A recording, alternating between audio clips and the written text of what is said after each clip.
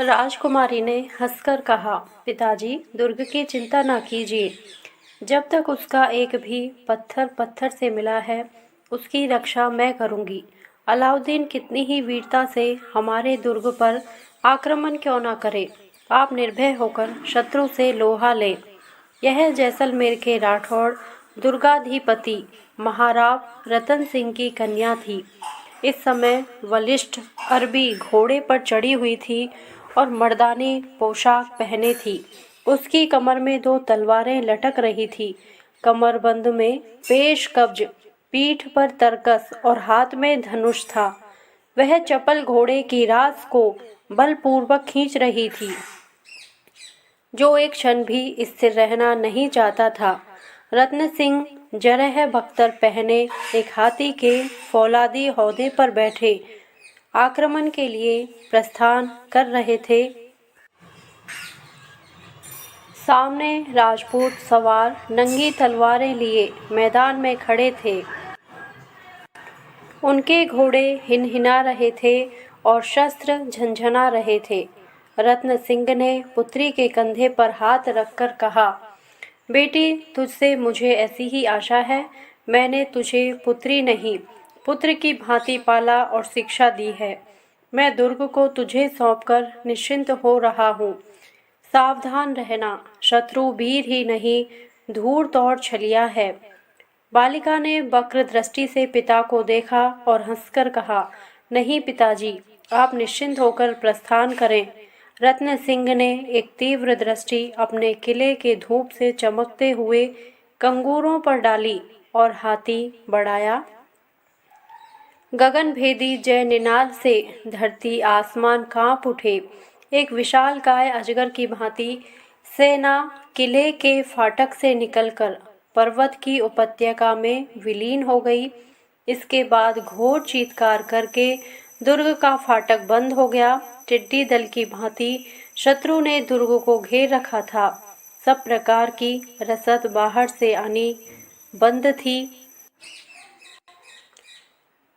प्रतिदिन शत्रु गोलियों और तीरों की वर्षा करता था, पर जैसलमेर का अजय दुर्ग गर्व से मस्तक उठाए खड़ा था। शत्रु समझ गए थे कि दुर्ग विजय करना हंसी ठट्टा नहीं है। दुर्ग रक्षिणी राजनंदिनी रत्नवती निर्भय अपने दुर्ग में सुरक्षित बैठी शत्रुओं के दांत खट्टे कर रही थी। उसकी अधीनता में पुराने विश्वस्त राजपूत वीर थे, जो मृत्यु और जीवन को खेल समझते थे। वह अपनी सखियों समेत दुर्ग के किसी बुर्ज पर चढ़ जाती और शत्रु सेना का ठट्टा उड़ाती हुई वहां से सनसनाते तीरों की वर्षा करती। वह कहती, मैं स्त्री हूँ पर अबला नहीं, मुझ में मर्दों जैसा साहस और बल है। उसकी बातें सुन सहेलियां टहटहाकर हंस देती थी। प्रबल शत्रु दल द्वारा आक्रांत दुर्ग में राजकुमारी के लिए एक विनोद था। मलिक काफूर एक गुलाम था, जो इस समय शत्रु सेना का अधिपति था। वह दृढ़ता और शांति से राजकुमारी की चोटें सह रहा था। उसने सोचा था, जब किले में खाद्य पदार्थ कम हो जाएंगे, दुर्ग वश में आ जाएगा। फिर भी वह समय समय पर दुर्ग पर आक्रमण कर देता था, परंतु दुर्ग की चट्टानों और भारी दीवारों को कोई क्षति नहीं पहुंचती थी। राजकुमारी बहुधा बुर्ज पर से कहती, ये धूर्त गर्द उड़ाकर गोलियों की वर्षा कर मेरे किले को गंदा और मैला कर रहे हैं। इससे क्या लाभ।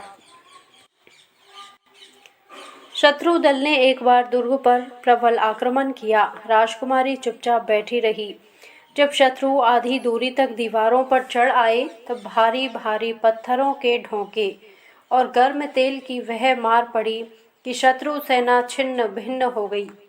लोगों के मुंह झुलस गए, कितनों की चटनी बन गई। हजारों शत्रु सैनिक तौबा तौबा करके प्राण लेकर भागे। जो प्राचीर तक पहुंचे, उन्हें मौत के घाट उतार दिया। सूर्य छिप रहा था, प्राचीर दिशा लाल लाल हो रही थी। राजकुमारी कुछ चिंतित भाव से दूर पर्वत की उपत्यका में सूर्य को डूबते हुए देख रही थी। उसे 4 दिन से पिता का संदेश नहीं मिला था। वह सोच रही थी कि इस समय पिता को क्या सहायता दी जा सकती है। वह एक बुर्ज के नीचे बैठ गई। धीरे धीरे अंधकार बढ़ने लगा। उसने देखा एक काली मूर्ति धीरे धीरे पर्वत की तंग राह से किले की ओर अग्रसर हो रही है। उसने समझा कि पिता का संदेश वाहक होगा। वह चुपचाप उत्सुक होकर उधर ही देखती रही। उसे आश्चर्य तब हुआ जब उसने देखा कि वह गुप्त द्वार की ओर न जाकर सिंह द्वार की ओर जा रहा है। तब अवश्य शत्रु है। राजकुमारी ने एक तीखा बाण अपने हाथ में लिया और छिपती हुई उस मूर्ति के साथ ही द्वार की पौर के ऊपर आ गई। वह मूर्ति एक गठरी को पीठ से उतारकर प्राचीर पर चढ़ने का उपाय सोच रही थी। राजकुमारी ने धनुष पर बाण चढ़ाकर ललकार कर कहा, वहीं खड़ा रह और अपना अभिप्राय बता। काल रूप राजकुमारी को सम्मुख देख वह व्यक्ति भयभीत स्वर में बोला, मुझे किले में आने दीजिए, बहुत जरूरी संदेश है। वह संदेश वहीं से कह, वह अतिशय गोपनीय है। कुछ चिंता नहीं, कह, मैं किले में आकर कहूँगा। उससे पूर्व यह तीर तेरे कलेजे के पार हो जाएगा। महाराज विपत्ति में है, मैं उनका चर हूँ। चिट्ठी हो तो फेंक दे, जवानी कहना है, जल्दी कह। यहाँ से नहीं कह सकता। तब ले, इतना कहकर राजकुमारी ने तीर छोड़ दिया। वह उसके कलेजे को पार करता हुआ निकल गया। राजकुमारी ने सीटी दी। 2 सैनिक हाजिर हुए। कुमारी की आज्ञा पाकर रस्सी के नीचे उन्होंने नीचे जा मृत व्यक्ति को देखा। शत्रु था। दूसरा व्यक्ति पीठ पर गठरी में बंधा था। यह देख राजकुमारी जोर से हंस पड़ी। इसके बाद वह प्रत्येक बुर्ज पर घूम घूम कर प्रबंध और पहरे का निरीक्षण करने लगी। पश्चिमी फाटक पर जाकर उसने देखा द्वार रक्षक द्वार पर न था। कुमारी ने पुकार कर कहा, यहाँ पहरेदार कौन है? एक वृद्ध योद्धा ने आगे बढ़कर कुमारी को मुजरा किया। उसने धीरे धीरे कुमारी के कान में कुछ और भी कहा। वह हंसी हंसी बोली, ऐसा ऐसा? अच्छा, वे तुम्हें घूस देंगे बाबाजी साहब। हाँ बेटी, कहकर बूढ़ा योद्धा तनिक हंस दिया। उसने गांठ से सोने की पोटली निकालकर कहा, यह देखो, इतना सोना है। अच्छी बात है, ठहरो, हम उन्हें पागल बना देंगे। बाबाजी, तुम आधी रात को उनकी इच्छा अनुसार द्वार खोल देना। वृद्ध भी हंसता और सिर हिलाता हुआ चला गया। 12 बज गए थे। चांदनी छिटक रही थी। कुछ आदमी दुर्ग की ओर छिपे छिपे आ रहे थे। उनका सरदार काफूर था। उसके पीछे 100 चुने हुए योद्धा थे। संकेत पाते ही द्वारपाल ने प्रतिज्ञा पूरी की। विशाल महाराबदार फाटक खुल गया। 100 व्यक्ति चुपचाप दुर्ग में घुस गए। काफूर ने मंद स्वर में कहा, यहाँ तक तो ठीक हुआ। अब हमें उस गुप्त मार्ग से दुर्ग के भीतर महलों में पहुंचा दो जिसका तुमने वादा किया है। राजपूत ने कहा, मैं वादे का पक्का हूँ, मगर बाकी सोना तो दो। सेनापति ने मोहरों की थैली हाथ में रख दी। राजपूत फाटक में ताला बंद कर चुपचाप प्राचीर की छाया में चला और लोमड़ी की भांति चक्कर खाकर कहीं गायब हो गया। सैनिक चक्रव्यूह में फंस गए। न पीछे का रास्ता मिलता था न आगे का। वे वास्तव में कैद हो गए थे और अपनी मूर्खता पर पछता रहे थे। मलिक काफूर दांत पीस रहा था। राजकुमारी की सहेलियां इतने चूहों को चूहेदानी में फंसाकर हंस रही थी। शत्रु सैन्य ने दुर्ग पर भारी घेरा डाल रखा था। खाद्य सामग्री धीरे धीरे कम हो रही थी। घेरे के बीच से किसी का आना अशक्य था। राजपूत भूखे मर रहे थे। राजकुमारी का शरीर पीला हो गया था। उसके अंग शिथिल हो गए थे, पर नेत्रों का तेज वैसा ही था। उसे कैदियों के भोजन की बड़ी चिंता थी। किले का प्रत्येक आदमी उसे देवी की भांति पूजता था। उसने मालिक काफूर के पास जाकर कहा, सेनापति, मुझे तुमसे कुछ परामर्श करना है। मैं विवश हो गई हूँ। दुर्ग में खाद्य सामग्री बहुत कम रह गई है और मुझे यह संकोच हो रहा है कि आपकी अतिथि सेवा कैसे की जाए। अब कल से हम लोग एक मुट्ठी अन्न लेंगे।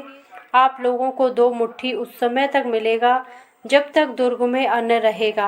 आगे ईश्वर मालिक है। मालिक काफूर की आंखों में आंसू भर आए। उसने कहा, राजकुमारी, मुझे यकीन है कि आप 20 किलो की हिफाजत कर सकती हैं। हाँ, यदि मेरे पास हो तो। राजकुमारी चली आई। 18 सप्ताह बीत गए। अलाउद्दीन के गुप्तचर ने आकर शाह को कॉर्निश की। क्या राजकुमारी रत्नवती किला देने को तैयार है? नहीं खुदाबंद, वहाँ किसी तरकीब से रसद पहुँच गई है। अब 9 महीने पड़े रहने पर भी किला हाथ नहीं लगेगा। फिर शाही फौज के लिए अब किसी तालाब में पानी नहीं है। उधर रत्न सिंह ने मालवे तक शाही सेना को खदेड़ दिया है।